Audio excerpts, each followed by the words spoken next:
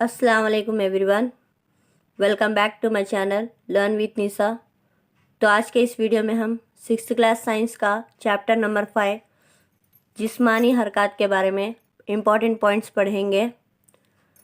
तो चलिए वीडियो को स्टार्ट करते हैं। पहली पॉइंट है, जिस्म के दो हिस्से जो एक दूसरे से जुड़े रहते हैं जोड़ कहलाते हैं। जिस्म में जो भी हड्डियों के दो जॉइंट्स मिलकर होती हैं तो उसके बीच में जो भी जॉइंट होता उसे हमें जोड़ कहते हैं। जॉइंट्स आकर कई तरह के हैं। तो पहला बाल और सैकेट जॉइंट, एक हड्डी का गोल सरा दूसरी हड्डी के जोफ में फंसा रहता है। तो बाल और सैकेट जॉइंट कैसा रहता बोले तो एक खुटरे के नाथ गोल रहता और उसमें एक दूसरा सरा जोफ के जितना फंसा हुआ होता है। तो ये इस तरह होता है, ओके, एक बाउल की तरह और उसमें एक पाइप की तरह फंसा हुआ होता है, गोल राउंड का होता है। तो इसे हमें बाल और सॉकेट जॉइंट कहते हैं। तो ये जॉइंट हम ना कहाँ मिलता बोले तो खांधे में पैर की हड्डी के पास ये जॉइंट मिलता है, देखने को मिलता है। ये सभी सिमतों में हरकत करता है। तो ये क्यों भी हम ना को कोई डायरेक्शन में भी हरकत करने का करता। नेक्स्ट है घूमने वाला जोड़, महवरी जोड़। वो जोड़ जहाँ पर हमारी गर्दन और सर एक दूसरे से जुड़े हुए होते हैं वो महवरी जोड़ कहलाता है। तो हमारा सर और गर्दन जुड़े जोड़ को हमें महवरी जोड़ कहते हैं। तो यह है नहीं क्या, हम ना को महवर यानी कि गोल घूमने में मदद करता है ये हमारी मुंडी को। नेक्स्ट है चोल जोड़, हिंज जॉइंट इंग्लिश में है। तो एक ही जानिब मोड़ने की सलाहियत रखती है। एक की जानिब को मोड़ने की सलाहियत रखता, एक की साइड ये मुड़ता दूसरी साइड को मुड़ता नहीं। जैसा कि हमारे हाथ में मौजूद जॉइंट हमें हाथ को सामने की तरफ ला सकती हैं, पीछे की तरफ नहीं ले जा सकते। तो इसे हमें हिंज जॉइंट बोलती हैं। नेक्स्ट पॉइंट है गैर मुतहर्रिक जोड़। गैर मुतहर्रिक जोड़ कौन सा होता? वो हड्डियाँ जो जोड़ों पर हरकत नहीं कर सकती गैर मुतहर्रिक जोड़ कहलाते हैं। एक गैर मुतहर्रिक जोड़ कहाँ पाए जाते हैं तो हमारे खोपड़ी के ऊपर। खोपड़ी में गैर मुतहर्रिक जोड़ पाए जाते हैं जो हरकत नहीं करते, बट ये जोड़ हमारे जिस्म के लिए काफ़ी हेल्पफुल होते हैं। और हमारे चेहरे में भी ये जॉइंट करने का था, सिर्फ हमारा जबड़ा निचला जबड़ा हरकत करता। ये पूरा मुंह सब भी क्या है, गैर मुतहर्रिक जोड़ है। नेक्स्ट पॉइंट, जिस्म को एक शक्ल अता करती है, ये फ्रेम ढांचा कहलाती है। ढांचा किसे बोलती हैं तो हड्डियों का ढांचा रहता ना, वो जिस्म को एक शक्ल अता करती है। नेक्स्ट पॉइंट, पैदाइश के वक्त इंसानी ढांचे में तकरीबन 305 हड्डियां बनती हैं। यानी कि पैदाइश के टाइम पर हमारे बच्चों के अंदर 305 हड्डियां करने का मौजूद रहती हैं। एक बालिग जिस्म के हड्डियां 206 होते हैं। तो एक मैच्योर पर्सन है उसकी हड्डियां 206 होते हैं। तो हमारे अंदर भी 206 हड्डियां मौजूद होते हैं। छोटी छोटी हड्डियों से मिलकर बनने वाला हड्डियों का जोड़ कार्पल्स कहलाता है। हमारे उंगलियों के दरमियान में जो भी हड्डियां पाई जाती हैं या उंगलियों में हड्डियां पाई जाती हैं इन्हें हम कार्पल्स कहते हैं। ये छोटी छोटी हड्डियों से मिलकर बने हुए जोड़ ही। नेक्स्ट है फसलियाँ काफ़ी मुड़ी हुई होती हैं। ये सीने की हड्डी और रीढ़ की हड्डी को एक दूसरे से जोड़कर एक बक्से की तश्कील करती है जिसे फसलियों का पिंजरा कहते हैं।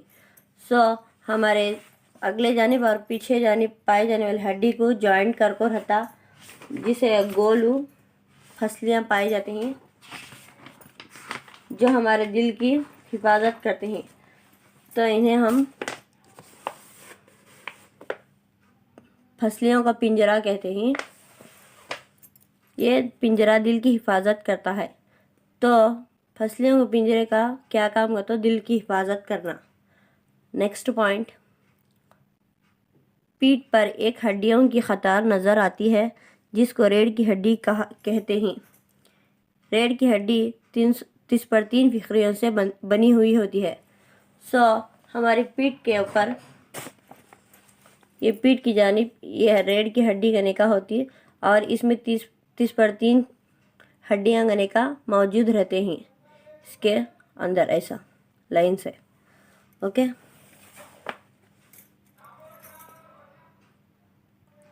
इसमें मौजूद हड्डियों को हम फिखरा कहते हैं। ये रीढ़ की हड्डी के अंदर हड्डियां मौजूद रहती जिसे फिखरा कहते हैं। तो नेक्स्ट पॉइंट है साख्त कोल्हे की हड्डी जिसके ऊपर हम बैठते हैं। तो ये साख्त कोल्हे की हड्डी है जिसकी मदद से हम बैठते, उठते, चलते फिरते रहते हैं। तो इसे इंग्लिश में पेल्विक जॉइंट कहते हैं। नेक्स्ट पॉइंट है खोपड़ी के अंदर जिस्म का एक बहुत अहम हिस्सा महफूज रहता है जिसे दिमाग कहते हैं। खोपड़ी के अंदर क्या रहता? ये खोपड़ी के अंदर एक बहुत ही अहम हिस्सा होता है जिसे दिमाग कहते हैं। इसके अंदर एक दिमाग महफूज रहता है। हमारा दिमाग भी खोपड़ी के अंदर ही महफूज रहता है। नेक्स्ट है नरम हड्डी गुज़ुर्फ कहलाती है। हमारे कान, नाक और जॉइंट्स में नरम हड्डी का निकाह रहती जिसे क्या बोलती हैं? तो गुज़ुर्फ कहती। इंग्लिश में तो कार्टिलेज बोलती। ये कान, नाक और जोड़ों के दरमियान पाए जाते हैं। तो ये हड्डियाँ कहाँ मौजूद होती बोले तो कान, नाक और जोड़ों, जॉइंट्स के दरमियान पाए जाते हैं। तो उज़लात हड्डियों को हरकत करने में मदद करते हैं। हमारे मसल्स का क्या काम करते हो? हड्डियों को आगे पीछे करने मदद करती, हरकत करने में मदद करते हैं। तो सिकुड़ने पर उज़लात छोटे, सख्त और मोटे हो जाते हैं। ये हड्डियों को खींचते हैं। क्या है, कब हमें हाथों को सामने करती वो सिकुड़े से मोटे और छोटे हो जाती और ये हम लोग क्या भी चीज़ खींचने में, अपनी तरफ खींचने में मदद करते हैं। अब नेक्स्ट है जानवरों का चलने का अंदाज़। जानवरों कैसे चलती गने का अब इसके बारे में हम पढ़ेंगे। केचुए में हड्डियां नहीं होती। केचुआ हथानी मट्टी के अंदर, उसके अंदर हड्डियां गने का मौजूद नहीं रहते। इसमें उज़लात पाए जाते हैं जिसकी वजह से ये छोटा और बड़ा हो सकता है। उज़लात के फैलने और सिकुड़ने के अमल को दोहराकर केचुआ मिट्टी में हरकत करता है। तो उसके अंदर जो उज़लात है वो आगे पीछे को छोटा बड़ा करता हुए इसको ने हरकत करता है। तो एक केचुआ है, पहले जाने नंबर आगे की तरफ मुड़ता है, फिर पीछे आको हालत सुकून में रहता। ऐसा हरकत करते हुए वह मिट्टी के अंदर हरकत करता है। नेक्स्ट पॉइंट, जिस्म के खारिज होने वाला चिकना मादा इसे हरकत करने में मदद देता है। तो केचुए के अंदर एक मादा, चिकना मादा गने का खारिज होता है जिसकी वजह से वो हरकत करने में भी से मदद मिलती है। नेक्स्ट है घूंगा। गूंगा हरकत करने के लिए मोटे उज़लात पाए जाते हैं जिसको हरकत करने में मदद करते हैं। तो घूंगा तो क्या? तो स्नेल इंग्लिश में। इसे स्नेल बोलती हैं। ये क्या है? तो इसके नीचे मोटे उज़लात पाए जाते हैं जिसकी वजह से यह हरकत करने का करता है। ओके, नेक्स्ट पॉइंट, परिंदे हवा में उड़ते हैं और ज़मीन पर चलते हैं। कुछ परिंदे मसलन बतखें और हंस पानी में तैर भी सकते हैं। तो परिंदे हवा में उड़ते हैं और कुछ परिंदे आपको पानी में तैर भी सकते हैं। तो वो कैसा करने का मालूम करेंगे। परिंदे उड़ सकते हैं क्योंकि इनकी हड्डियां हल्की और खोखली होती हैं। परिंदे उड़ने की वजह क्या होता है? उनके जो हड्डियां हैं वो खोखली और हल्की होती हैं जिसके अंदर हमारी तरह गूदा नहीं पाया जाता। सो नेक्स्ट है पिछले जवार चलने और किसी शाख पर बैठने के लिए निहायत मौजू है। सो परिंदों के पिछले जवार होते हैं, यानी कि पिछले पैर, या आकर इनको किसी भी चीज़ को पकड़ने, ये पिछले पैर इनके किसी भी चीज़ को पकड़ने और शाखों पर बैठने में मदद करते हैं। ओके, नेक्स्ट है और अगले जवार पंखों की शक्ल में होते हैं। तो अगले जवार क्या है इनके, जो ये अगले जवार है ये पंखों की शक्ल में रहती। ओके, मछली का सर और दुम इसके, नेक्स्ट पॉइंट, मछली का सर और दुम इसके दरमियानी हिस्से के मुकाबले छोटे होते हैं। तो मछली का सर और दुम क्या है, दरमियानी हिस्से के मुकाबले में देखें तो छोटे होते हैं, जिसकी वजह से क्या होता था, जिस्म और दुम बहुत तेज़ी से खमीदा शक्ल अख्तियार करते हैं, जिसकी वजह से इन्हें एक झटका लगता है जिससे वो आगे की जानिब हरकत करते हैं। तो इनका ये खमीदा जिस्म होने की वजह से इनको झटका लगता है और जिसकी वजह से वो आगे की जानिब हरकत करते हैं। नेक्स्ट पॉइंट है मछली के ऊपर और भी ज़नफ़े पाए होते हैं जो कि तैरने के दौरान जिस्म को मुतवाज़न रखते हैं और सिमत को तब्दील करने में मदद करते हैं। तो मछली को ज़नफ़े कहने का हती, इनको क्या बोलती हैं, तो ज़नफ़े बोलती हैं। ये मछली को है सो ये जो ही ज़नफ़े, ये ऊपर दो नीचे की जानिब दो है, इसे ज़नफ़े कहते हैं, जिसकी मदद से वो पानी में मुतवाज़न बैलेंस को सिमत को बदलते रहते हैं। नेक्स्ट पॉइंट, सांप की हरकत। तो सांप कैसा हरकत करने का देखेंगे, हरकत करता करने का देखेंगे। सांप की हरकत, सांपों में एक लंबी रीढ़ की हड्डी होती है, इसमें बहुत से पतले उज़लात मौजूद होते हैं।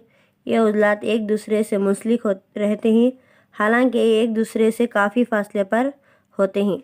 तो सांपों के अंदर भी एक लंबी रीढ़ की हड्डी कहने का रहती गदे, और इनके उज़लात तो एक दूसरे से कई फासले पर रहते हैं, इसके बावजूद भी ये एक मुंसलिक होकर हरकत करने में से मदद करती। यह रीढ़ की हड्डी फसलियाँ और जिल्द को आपस में मुंसलिक किए रहते हैं। तो रीढ़ की हड्डी, सांप की रीढ़ की हड्डी, फसलियाँ और जिल्द, ये तीनों भी आपस में एक जोड़ होकर हरकत करते हैं। सांप का जिस्म खमीदा होकर हल्का बना लेता है और ये हल्के इसको आगे की जानिब हरकत करने में मददगार होता है। तो सांप है नहीं क्या, मुड़ा सोचू, ऐसा एक हल्का करने का एक बना लिया सोचू, क्या करता है, इन्हें हरकत करता है। सो नेक्स्ट पॉइंट, क़दीम यूनानी फ़लसफ़ी अरिस्तो की लिखी हुई किताब गेट ऑफ एनिमल है। सो ये गेट ऑफ एनिमल्स किताब कौन लिखेंगे तो पूछे तो अरिस्तो है। नेक्स्ट पॉइंट, अक़वाम मुत्तहिदा ने 21 जून को आलमी योगा डे मनाने का ऐलान किया। तो अक़वाम मुत्तहिदा यानी कि यूएनओ वाले क्या बोलेंगे तो 21 जून को इंटरनेशनल योगा डे करने का मनाना को बोली। जब से अब तक इंटरनेशनल योगा डे 21 जून को मनाते हैं। तो आज का ये वीडियो यहीं पर ख़त्म होता है। आई होप आपको मेरा ये वीडियो अच्छा लगा हो। तो इसी के साथ उम्मीद करती हूँ आप मेरे चैनल को सब्सक्राइब करेंगे, लाइक करेंगे, शेयर करें अपने दोस्तों के साथ। तो अब तब तक के लिए मिलते हैं। अल्लाह हाफिज़। Thanks for watching.